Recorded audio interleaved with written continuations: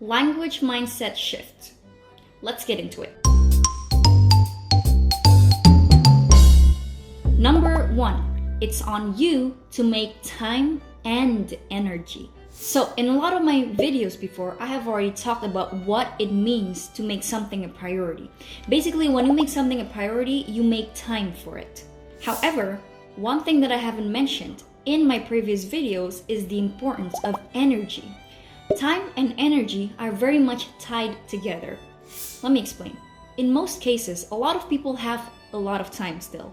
For some reason, a lot of people seem to always have watched the latest video of the most popular Netflix shows or the latest K-drama or whatever it is that people watch these days. I don't really keep in touch with popular culture. So it almost doesn't matter how busy people are at work. They will always find time to do the things that they like to do the most. So right now, you may have the time to spare 1 hour a day after work to learn English. However, you just don't have the energy. So you don't have the energy to open a language app. You don't have the energy to watch these kinds of videos. You don't have the energy to watch a Netflix show in your target language and try to jot down new phrases or words that you learn. You don't have energy to go to English classes or whatever languages you're learning. It doesn't matter how much time you have. If you don't have that, then... So what do you do with this then? So at this point, there's really not much else you can do but one thing. You really have to ask yourself, what can I do to make the time and to preserve the energy so I can prioritize language learning, so I can prioritize in improving my English once and for all this year? And granted, I say this with a lot of respect. I'm aware that a lot of you are actually very busy at work. Maybe you have a not so friendly boss that forces you to work till late, or you have a whole family to take care of. You have children to raise. You have a thesis to finish. You have all of these things that really need your full attention, and there's no way for you to prioritize language learning in your life right now.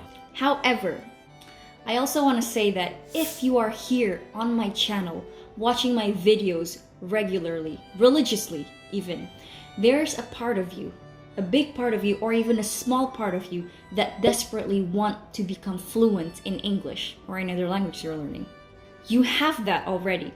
So with this information that I tell you, you can think to yourself, you know what, Nyla's right.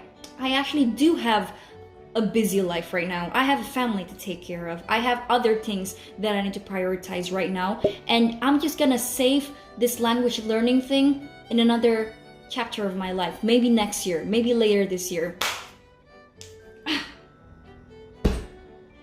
Finally, this fly has been flying in my house for the last 5 days, and I'm so glad I finally got rid of that. Or you may say to yourself, you know what, this is how I am. I am a busy person, and this is how my life is always going to be.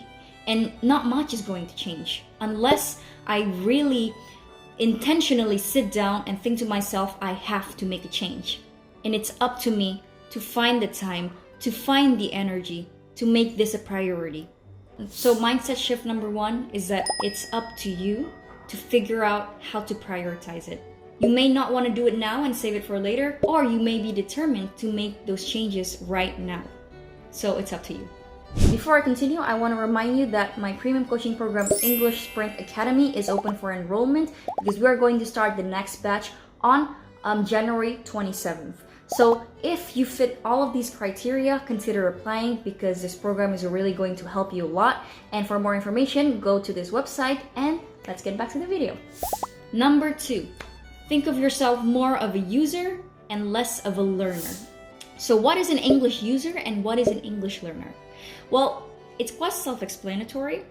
An English user is basically someone who's using English in their daily life, whereas an English learner is obviously someone who's learning English, like duh. So this advice applies best for those of you guys who are at the intermediate level.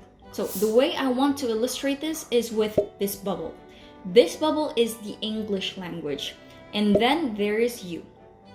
So as a learner, you see the English language as something that is separate from you. It's like You are an Indonesian or an Indian or a Brazilian who's trying to learn English so desperately, and you're looking at English from the outside. I want to learn this thing. So you are separate from the English language. However, as a user, you are merged. The language, English, becomes a part of you, becomes a part of your daily life. You use English as a means to an end. You use English to achieve something else. You use English to do a job interview. You use English to learn how to play the guitar. You use English to learn about cryptocurrency or how to start a business. It becomes a means to an end. However, as an English learner, your goal is to be able to speak English. That's your end goal. So again, to put into summary, a learner sees English as an end goal. A user sees English as a means to an end. However, here I'm not saying that you should stop being a learner. Of course, if you're still in the intermediate level, there's still a lot of things for you to learn to get to the advanced level. It's important to have the learner mindset if you want to progress. However, here at an intermediate level, it's important for you to switch between the learner and user mode. So you learn new things to progress, but you also use English in your day-to-day. You integrate it in your life. So as a beginner, stick to the learner's point of view. As the intermediate, switch between being a user and a learner depending on when you need it. But it's important for you to start using English as a means to an end. And last but not least, number 3. Think of English more as a skill and less of a knowledge. So having knowledge about something and being skilled at something are two different things. So I can be knowledgeable about how to ride a scooter. I might have learned it from a YouTube video or I might have learned a manual about it. So I'm knowledgeable about how to operate a scooter. However, am I skilled at it? Not necessarily. If I have never tried riding a scooter, I may have knowledge about how to ride it, but I don't know how to ride it, and those are two different things. Same thing with language learning, English learning. You may have all of this knowledge that you learned at school about how to create a perfect grammatically correct sentence, or how to use this and that vocabulary, or when to use the perfect present tense. But do you actually know how to use them in real life? Have you ever actually used them in real life? You may know the meaning of the phrase, "it doesn't make any sense." But when a native speaker says that phrase out loud in a series, a movie, or in real life, would you be able to understand it? So those are the difference between the knowledge and the skills. So we are wired since our early age to think about English as a lesson, as knowledge, And frankly, it's not your fault. I partly blame it on the educational system that seemed to put English or languages in the same category as like biology, chemistry, physics, mathematics, or what have you. In school, we were told to focus on the knowledge aspects of language learning, like memorizing vocabulary, learning all of these grammar rules, memorizing grammatical formula, understanding syntax, stringing sentences together. And why did we learn all of these things at school? Because it's more practical. It's a lot easier to be graded on these things at school. However, now that you are an adult or a young adult, whatever your age is watching this, it's important for you to shift the focus from getting a lot of knowledge about English to transferring it as a skill. Focusing on English learning as a skill. So you want to put English learning in the same category as learning how to drive, learning how to scuba dive, or learning how to dance, learning how to... what else? I can't even think of anything else. Riding a bicycle. Whatever.